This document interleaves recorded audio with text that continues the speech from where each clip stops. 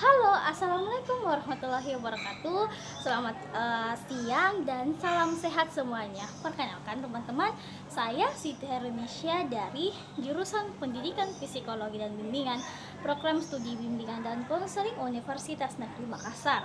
Nah, pada kesempatan video kali ini, izinkan saya untuk memaparkan tahap-tahap bimbingan kelompok pada mata kuliah teori BA kelompok. Jadi, simak video selanjutnya dan happy for watching. Jadi yang pertama ada tahap 1, yaitu pembentukan. Tahap ini merupakan tahap pengenalan, tahap perlibatan diri atau tahap memasukkan diri ke dalam suatu kehidupan kelompok.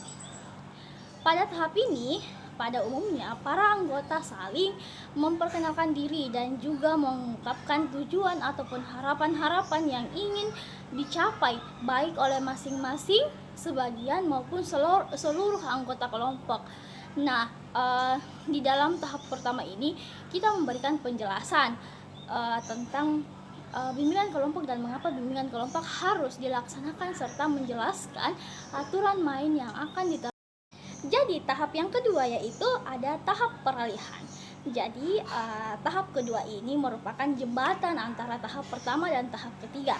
Ada kalanya jembatan ditempuh dengan amat mudah dan lancar. Artinya para anggota itu atau para kelompok itu dapat segera untuk memasukkan kegiatan tahap ketiga dengan penuh kemauan dan kesukarelaan.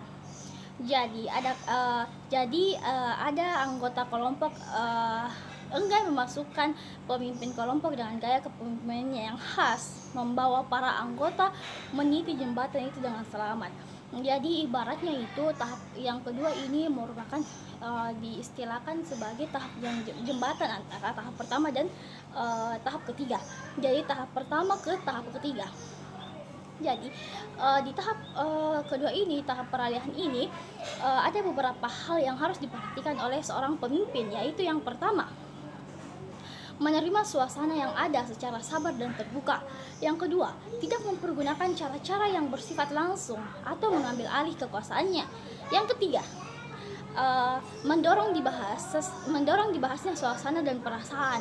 Maksudnya mendorong perasaan itu dibahas, karena di dalam sebuah bimbingan kelompok itu biasanya perasaan tidak dilebatkan.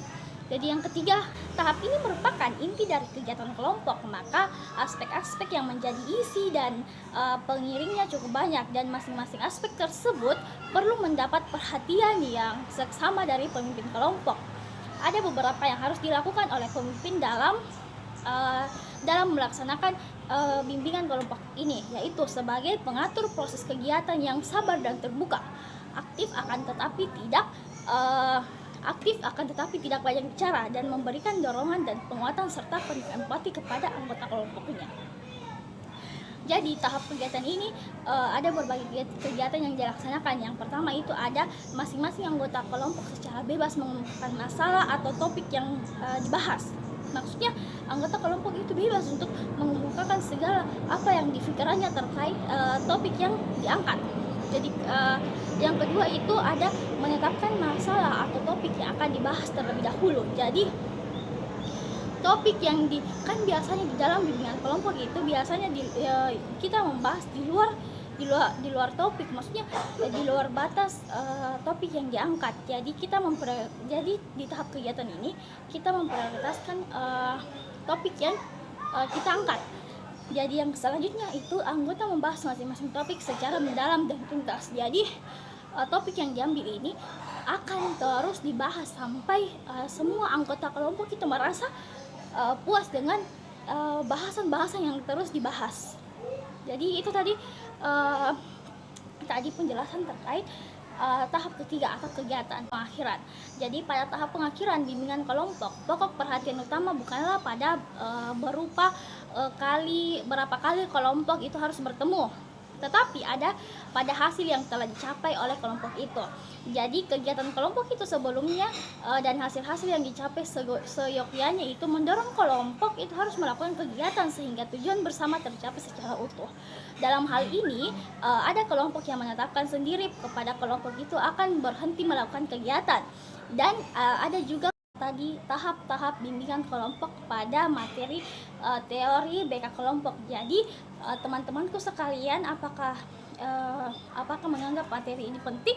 Mohon disimak baik-baik, kurang dan lebihnya mohon dimaafkan. Wabillahi taufiq wal hidayah. Wassalamualaikum warahmatullahi wabarakatuh. Assalamualaikum.